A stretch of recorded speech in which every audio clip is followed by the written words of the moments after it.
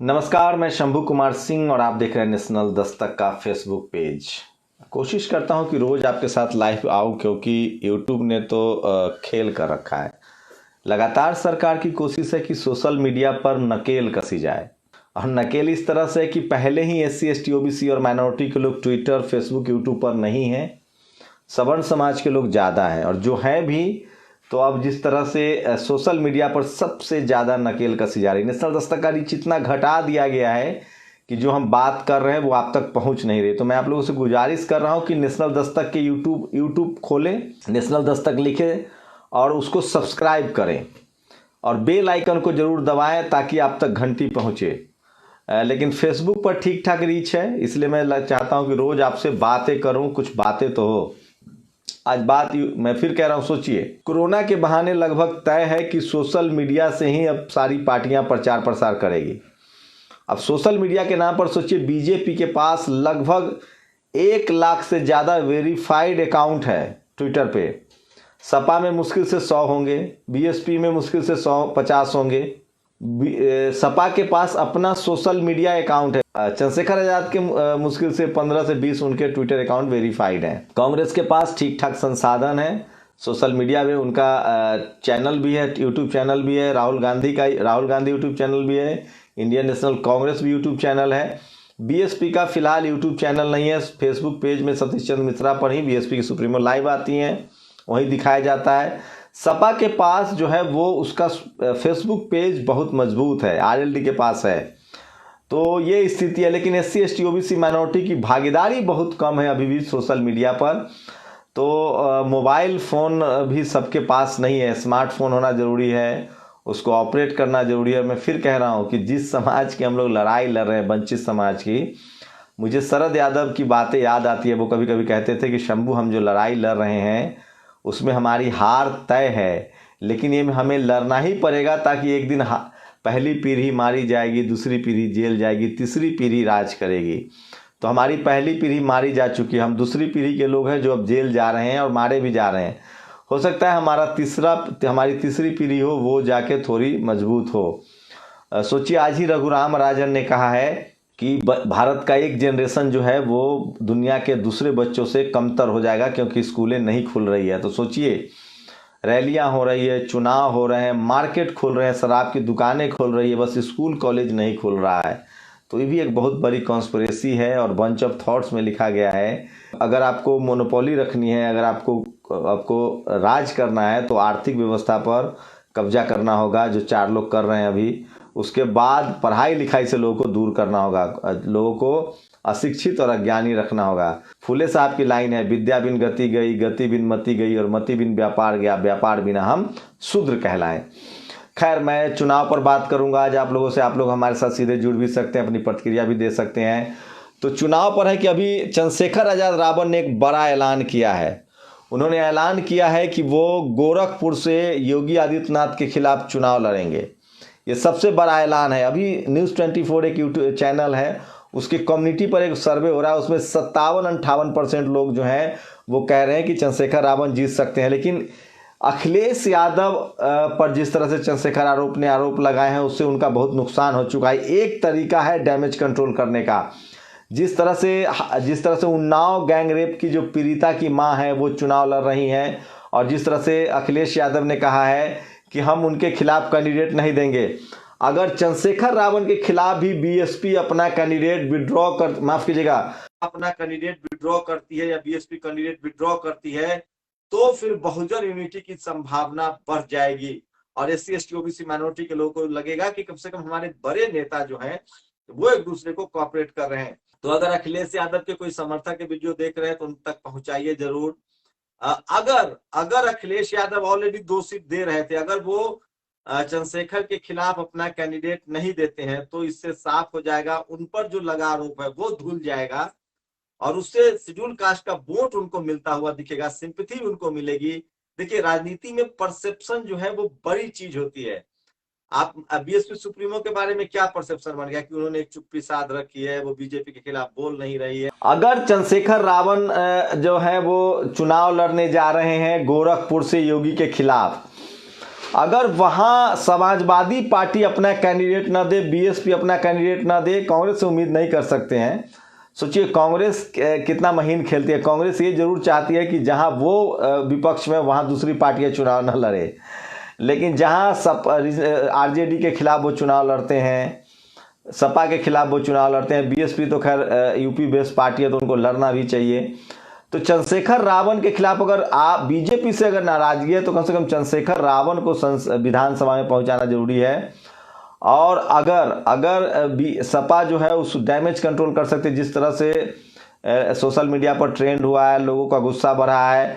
अब जिस तरह से चंद्रशेखर रावण ने ऐलान किया कि वो गोरखपुर में योगी के खिलाफ चुनाव लड़ेंगे, जिस तरह से उन्नाव में कांग्रेस की जो उम्मीदवार बनी है, जो रेप पीड़िता की मां है, और अखिलेश यादव ने कहा कि हम उनके खिलाफ कैंडिडेट नहीं देंगे, तो एक अच्छा मैसेज गया। उसी तरह से अगर वो चंद्रशेखर रावण के खिलाफ कैंडिडेट नहीं देते हैं तो यकीन मानिए एक फिर से बढ़िया मैसेज जाएगा, और जो एक नाराजगी है अखिलेश यादव से वो ठीक हो सकती है और लोगों को फिर से सिंपैथी मिलेगा। मैं वही ख़त्म कर रहा था बात को कि राजनीति में परसेप्शन बड़ी चीज़ है। जिस तरह से एक परसेप्शन बना दिया गया मीडिया के जरिए कि बीएसपी सुप्रीमो की चुप्पी है, वो बीजेपी की बी टीम है, और नतीजा हुआ कि मुस्लिम समाज जो है वो पूरी तरह से कट गया। वो वैसी को वोट करता है, कांग्रेस को कर सकता है जो हूबहू बीजेपी जैसी है, लेकिन वो बीएसपी को वोट करने के लिए तैयार नहीं है, जिस तरह के परसेप्शन बन गए हैं। वहीं एक ये भी परसेप्शन बना दिया गया कि बीएसपी खेल में है ही नहीं। तो अखिलेश यादव के लिए भी चंद्रशेखर यादव रावण का जो पूरा प्रकरण हुआ है उसके बाद उनके बारे में परसेप्शन बन गया है कि वो शेड्यूल कास्ट के विरोधी हैं, दलित विरोधी हैं, आरक्षण विरोधी हैं। उन्होंने आरक्षण में प्रमोशन में आरक्षण का बिल फाड़ा था। तो इन तमाम परसेप्शन को एक झटके में तोड़ा जा सकता है अगर सपा चाहे। अगर वो चंद्रशेखर रावण के पक्ष में खिलाफ कैंडिडेट न दे तो फिर से, लेकिन उनको आके घोषणा करनी पड़ेगी। अब सोचिए ऐसे भी नुकसान नहीं है, 2 सीट वो चंद्रशेखर आजाद को दे ही रहे थे, तो एक सीट पर वो अपना कैंडिडेट न उतारे, एक परसेप्शन बनेगा, उनका सम्मान बढ़ेगा। जैसे सोचिए लोकसभा में जिस तरह से सपा और बसपा का गठबंधन हुआ था, तो हम लोग कह रहे थे कि जो भी इस गठबंधन से निकलेगा उसको समाज उसके बारे में एक परसेप्शन बनेगा, और लोग उससे जो SC ST OBC माइनॉरिटी में जो प्रोग्रेसिव लोग हैं, जो अम्बेडकराइट लोग हैं, जो पेरियार को मानने वाले हैं, फुले अम्बेडकर को मानने वाले हैं, लोहिया को मानने वाले हैं, वो उस पार्टी से कटेंगे। तो ये अखिलेश यादव को बहुत फायदा हुआ। मुझे लगता है कि अभी जिस तरह के हालात हैं उसमें SC ST OBC minority community की जो बात हो रही है, अगर अखिलेश यादव चंद्रशेखर यादव रावण के खिलाफ कैंडिडेट नहीं देते हैं तो उनकी जो पॉपुलैरिटी है वो बढ़ेगी, उनकी क्रेडिबिलिटी बढ़ेगी, विश्वसनीयता बढ़ेगी, और लोगों को लगेगा कि अखिलेश यादव जो हैं वो किसी भी कीमत पर बीजेपी को रोकने की कोशिश कर रहे हैं। तो मुस्लिम भी और उनको फायदे होगा। ठीक जैसे चंद्रशेखर आजाद की समाजवादी पार्टी से नाराजगी थी, लेकिन इसका फ़ायदा चंद्रशेखर आजाद को नहीं मिल रहा है, इसका फ़ायदा बीएसपी को मिल रहा है। उसके जो कुछ वोट टूट फूट थे वो और कंसोलिडेट हो गया सोशल मीडिया पर, और लोगों ने काम करना शुरू कर दिया, अपनी बातें लिखनी शुरू कर दी। तो सोचिए कि अगर अखिलेश अभी बोल देते हैं तो फिर से मुस्लिम समाज और एकजुट हो जाएगा, ओबीसी के और भी लोग एकजुट हो जाएंगे, और शेड्यूल कास्ट में भी जो लोग चंद्रशेखर को पसंद करते हैं वो भी अखिलेश के लिए, कि चूंकि हमारे नेता को वो जिता रहे हैं एक सीट से, तो बाकी सीटों पर अखिलेश यादव को वोट दें। अब पता नहीं अखिलेश जी के जो शर्मा जी, मिश्रा जी लोग जो उनके सलाहकार हैं वो किस तरह से उनको गाइड करते हैं, खैर वो तो उन पर है। लेकिन परसेप्शन की जो मैं बात कर रहा हूँ वो साफ है कि अगर अखिलेश यादव इस तरह की इनिशिएटिव लेते हैं तो उनको फ़ायदा होगा। एक सीट अगर वो चंद्रशेखर के लिए छोड़ते हैं और वो आके कहते हैं, इसको मीडिया में कहते हैं कि हम चंद्रशेखर के खिलाफ कैंडिडेट नहीं देंगे क्योंकि योगी जी को रोकना है, तो यकीन मानिए कि बीएसपी जो शेड्यूल कास्ट की जो नाराज़गी बढ़ी है सपा से, वो थोड़ा बहुत ख़त्म हो जाएगा, थोड़ा क्या बहुत ज़्यादा तक ख़त्म हो जाएगा। दूसरी बड़ी बात है कि क्या बीएसपी भी ये कर सकती है, ये भी बड़ा सवाल है। अगर बीएसपी इस तरह से करती है तो उसकी भी एक्सेप्टेंस बहुत ज़्यादा बढ़ेगी और लोगों की और सिंपैथी बढ़ेगी, और मुस्लिम समाज का फ़ायदा जो है वो बीएसपी को होने लगेगा। वो समर्थक जो मुस्लिम समाज के हैं वो हो सकता है बीएसपी की तरफ जाने लगे। तो एक परसेप्शन का खेल होता है राजनीति। आप बामन मेश्राम साहब का इंटरव्यू लीजिए, जी बिल्कुल बिल्कुल, जैसे ही वो हमसे मिलेंगे हम उनका इंटरव्यू लेंगे। बसपा बिना मीडिया के ही मजबूत नजर आ रही है, हालांकि यूपी में ज़बरदस्त तिकोना मुकाबला होने की संभावना है। नेपाल सिंह बिल्कुल, तो सोचिए यही तो दिक्कत है। बीएसपी भी मजबूत है, सपा भी मजबूत है, लोग कह रहे हैं कांग्रेस भी मजबूत है, रावण भी मजबूत है। तो ट्रायंगुलर जब मुकाबला होगा तो बीजेपी बाजी मार ले जाएगी। मैं वही तो कहने की कोशिश कर रहा हूं कि देखिए, मान लीजिए 25% शेड्यूल कास्ट बीएसपी को मिल गया, 20% शेड्यूल कास्ट में से 10% वोट भी अगर ओवैसी काट लेते हैं, सपा ओबीसी के अगर आधा वोट मिलता है, आधा बीजेपी को चला जाता है, तो बीजेपी बाजी मार ले जाएगी। क्योंकि जो सवर्ण समाज है 10%, वो किसी भी कीमत पर बीजेपी के साथ बना हुआ है। तो ये एक बड़ी खबर थी और मैं कह रहा हूं कि चुनाव लगता है कि सोशल मीडिया से ही लड़ा जाएगा। तो सपा के पास फेसबुक बहुत मजबूत है, उनका फेसबुक पेज है, उनके पास यूनिट है, उनकी सारी रैलियां लाइव हो रही है, पब्लिक डोमेन में है, उनको किसी टीवी अखबार के वो मोहताज नहीं है। अखिलेश रोज प्रेस कॉन्फ्रेंस कर रहे हैं, दो दो भाषण। आज भी कृष्णा पटेल की जो बहन है पल्लवी पटेल, उन्होंने, माफ कीजिएगा, उनकी जो बेटी हैं पल्लवी पटेल, उन्होंने आज भाषण दिया है। तो सपा जो है वो सोशल मीडिया पर, यूट्यूब है उसका चैनल और सपा का अपना है, उसके बाद सोशल मीडिया पर उसके लोग भी सक्रिय हैं। लेकिन ओवरऑल बात करें तो सोशल मीडिया से जिस तरह से चुनाव की बात हो रही, तो बीजेपी बहुत ज़्यादा मजबूत है। उसके पास लाखों ट्विटर वेरीफाइड अकाउंट हैं, उसके लाखों आईटी सेल भी हैं उसके पास। तो सोशल मीडिया, जिस तरह से टीवी अखबार तो ऑलरेडी उसके पास है ही, सोशल मीडिया पर भी वो बहुत मजबूत है।